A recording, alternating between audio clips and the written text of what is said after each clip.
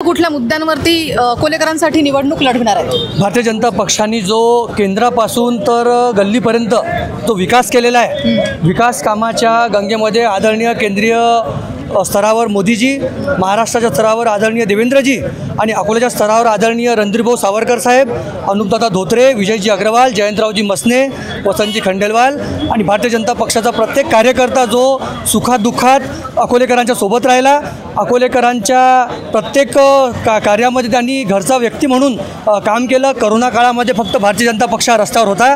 अकोल्याची जनता ही विसरणार नाही आणि भारतीय जनता पक्षाची बहुमत येतच आहे, पण एक रेकॉर्ड तोड बहुमत भारतीय जनता पक्षाचं अकोला मनपामध्ये येणार आहे।